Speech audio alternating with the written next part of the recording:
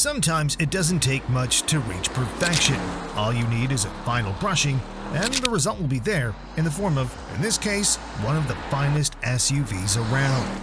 Yes, we're talking about the 2025 Aston Martin DBX 707, a luxurious performance SUV that finally got what it desperately needed to stack up against class leaders.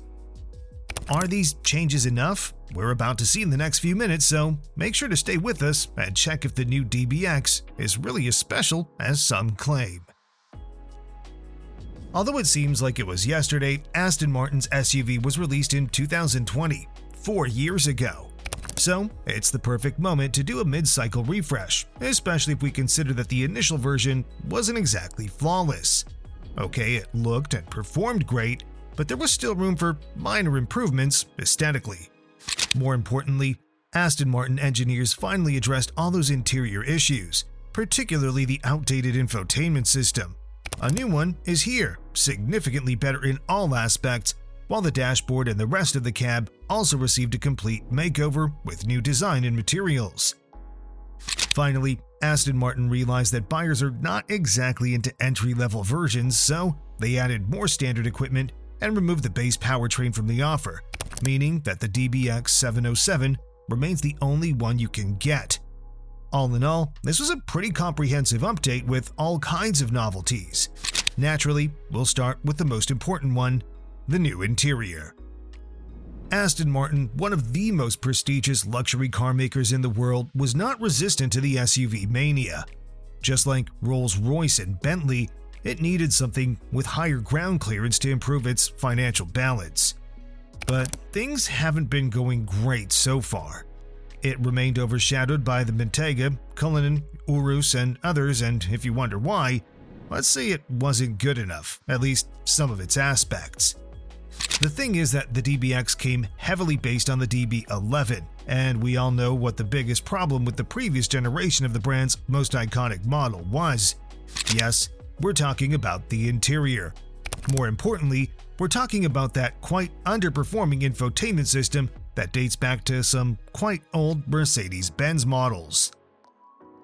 The British automaker was perfectly aware of this unforgivable lack, so it developed a completely new in-house system for the DB12, and now, the time to see it in the updated DBX has finally come.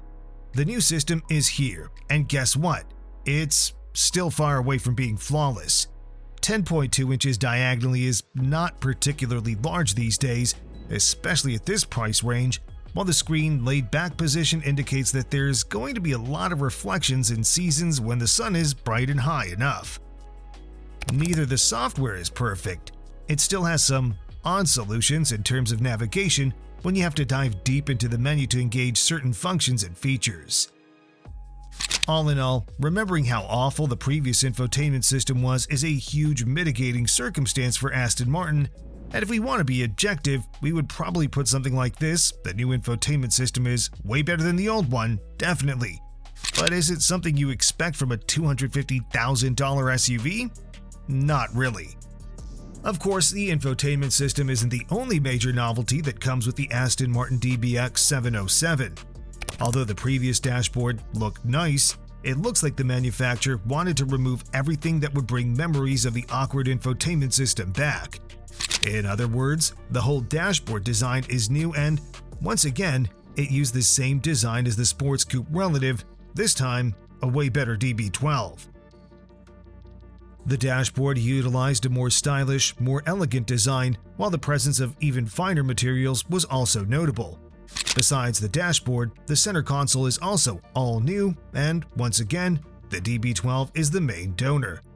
The first thing you'll notice is that the old transmission buttons are gone and that it left room for a nice stubby gear selector.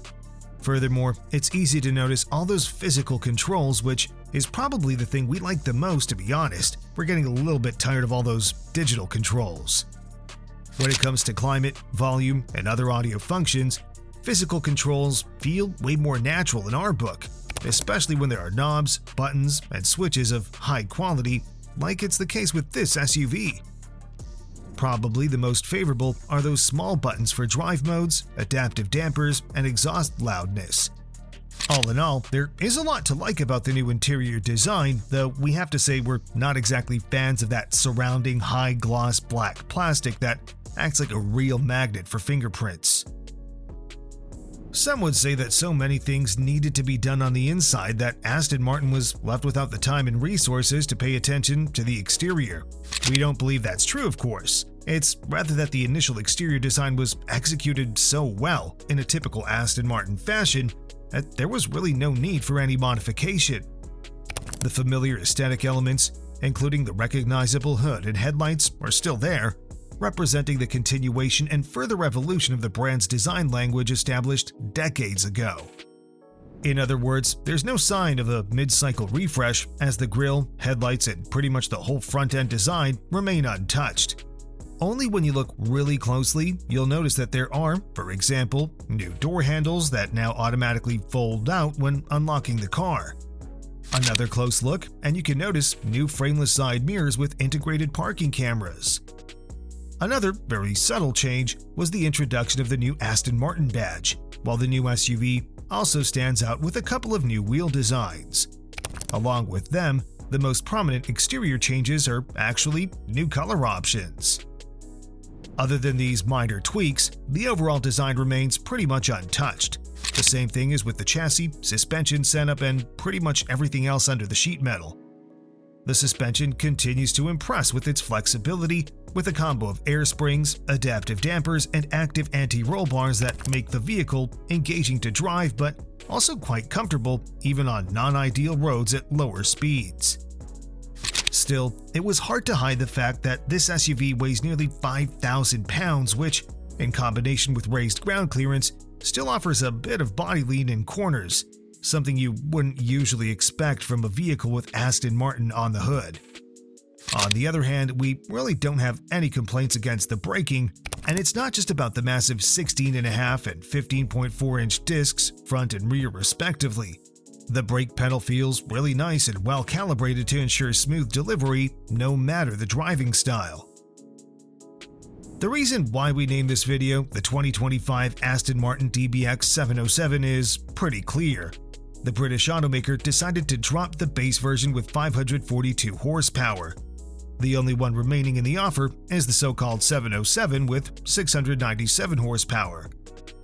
If you still wonder why 707 and not 697, that's the max output in the so-called Viertelstocks, the metric equivalent of horsepower more commonly used in the part of the world where Aston Martin is produced.